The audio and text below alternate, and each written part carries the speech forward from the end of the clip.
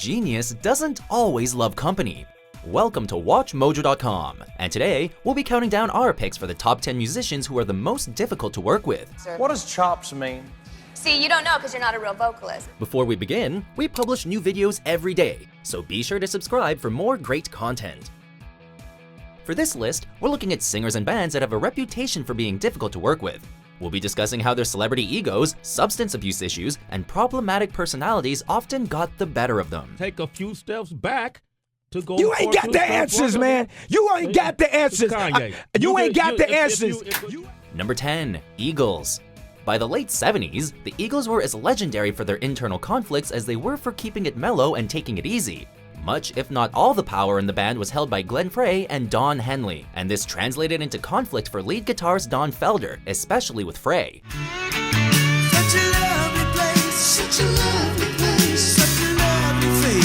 At a concert in July 1980, the tension came to a head, with Frey taking offense to a comment Felder made backstage, threatening him with physical violence throughout the show, and effectively ending the band soon after. Well, I was devastated. I was cut adrift, and I was pretty lost, really, for a while there. Regrouping in the 90s, old tensions came back, now motivated by contractual and legal matters, which resulted in Felder's eventual dismissal. There was an incredible amount of talent together in that band, but there was a struggle for what songs were going to go on the record, what lyrics were going to go on the record, who was going to sing, one thing or What another. made the band so great gave it its problems. That's right, words. exactly. Yeah, right. Number 9, Lady Gaga. While most know her as a pop icon with an interesting wardrobe, those closer to Lady Gaga see her a little differently. That's Why are you polypropylene. asking me to- Wait, that'd poison you. That's polypropylene. Gaga is reported to be extremely demanding towards her assistants, with claims abound that she treats her staff like servants. A lawsuit between Gaga and former assistant Jennifer O'Neill indicated that O'Neill was deprived of sleep, privacy, and subject to instructions any time of the day. Others claim to be denied meals, hotel staff report that they weren't so much as allowed to speak to her, and past video crews report that working with Gaga is not an easy experience. Number 8, Young Thug. Seattle, Washington, man. Unfortunately, I can't make my show because I got into a little altercation. Atlanta rapper Young Thug has become notorious for not being where he's supposed to be. He's had a lawsuit filed against him for no-shows, most notably non-concerts in Texas and New York in 2016, the latter of which triggered a $360,000 suit. Thug also famously declined to take part in his own video, leaving its director to creatively work around his absence and include the few ideas Thug presented. The rapper does briefly appear in his Wyclef Jean video, but only in footage he supplied himself, as he refused to get out of his car after arriving on set 10 hours late. Number 7, Eddie Van Halen. Friction, like whammy bar dive bombs and tapping, have long been a Van Halen mainstay. Aside from bouts of alcoholism, guitarist Edward Van Halen is known for badmouthing other band members. Bottom line, his work ethic sucked. On-off lead singer David Lee Roth said Ed had a completely different creative vision than himself, with Roth preferring poppier material. This rift was enough for Eddie Van Halen to construct his own recording studio and make music with minimal input of other band members. Roth's former replacement Sammy Hagar has also been open about the difficulties and lack of chemistry with Ed, while ousted original bass player Michael Anthony has been characteristically mum about it. I was thrown out, I was stabbed in the back and left for dead, you know? And it wasn't, you just can't go back and hug and kiss those kind of people that do that to you. Number 6, Gene Simmons. It's no surprise why Gene Simmons is known as the Demon. Best known as the bassist and occasional vocalist with Kiss, Simmons is also widely known for his right-wing political views, infamous womanizing, and obnoxious language. Do you know how many women you've slept with, say, in the past 5 years? 5 years? No. Over the last 10 years, yes. Okay, 10. Over 2,000. 2,000. His infamous ego, meanwhile, makes people so frustrated that they shy away from being around him. Wife Shannon Tweed, for example.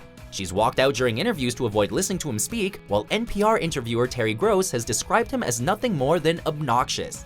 Long story short, on stage or off, Simmons isn't the most fun to be around. Any idiot can get a woman when they're on tour, but this is a lot more important and a lot more heartfelt than the bragging about the other stuff. Would you cut? Hold on 1 second. Cut this off for a second. Would you stop cutting me down in front of the camera? Number 5, Noel and Liam Gallagher. Oasis's front siblings are infamous for their inability to get along and have settled disputes by throwing fruit, using instruments as weapons, filing lawsuits, and generally harassing another. It kind of all started to unravel, if I'm being honest, when he started his clothing label. This tumultuous work environment eventually led to Noel leaving the band in 2009, and Oasis folding following a last-minute cancelled appearance at the V Festival in Chelmsford, England. So I just whipped it out, pissed all over his f***ing new sound system. But it's not just a sibling rivalry, as aside from the brothers, no original band members made it to the end of the ride.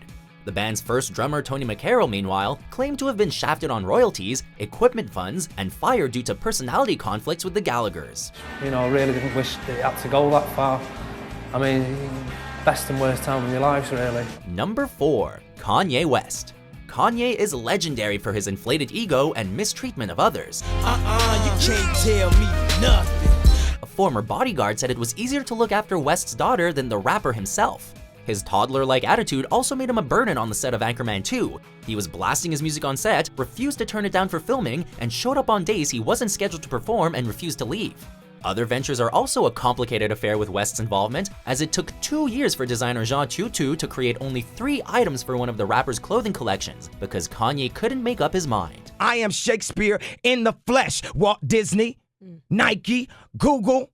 Now who's gonna be the Medici family and stand up and let me create more? Number 3. Syd Barrett. Pink Floyd's original band leader was often as baffling as the band's early material. A life complicated by schizophrenia and rampant drug use caused him to become an unreliable and difficult person to work with. Prior to parting ways, Barrett would often seemingly forget songs, or stare into the stage lights and detune his guitar while the band attempted to play around him. During a rehearsal, Barrett trolled the group with an ever-changing composition called Have You Got It Yet?, which predictably, they did not. Due to his unpredictable nature, David Gilmour was brought into the fold as a support guitarist and vocalist, and ultimately Syd's replacement. You know, he heard voices and he had trouble keeping a grip on the reality of his situation, and on top of that, he did take, you know, too many hallucinogenics. Number 2. Mariah Carey. The OG of pop divas, singer Mariah Carey is infamous for her unusual demands and nitpicky attitude. Regarding her cameo in The House, comedian Rob Hubble described her as impossible to work with, saying Carey made a huge fuss about not wanting to sing the song she was paid to, and also not wanting her character to get killed by bullets, but instead deflect bullets like Wonder Woman. Well, one script note was like, I don't want to do this scene. Elsewhere, her famous feud with fellow American Idol judge Nicki Minaj resulted in Carey not returning to the program. Carey expected to be the sole female judge and was threatened by Minaj's addition, and the two clashed on and off camera. What's her name? You know something? I just want to know. Mariah? Broken promises. Before we unveil our top pick, here are a few honorable mentions. Marlon Brando, Jimmy Dean, on the cover of a magazine. And now, back to this bitch that had a lot to say about me the other day in the press. Miley, what's good? I hate people. I don't know if you knew that. Number 1. Axl Rose. On a number of occasions, Rose has provoked fans to riot, so it's hard to imagine him respecting the people he works with, from Steven Adler to Slash.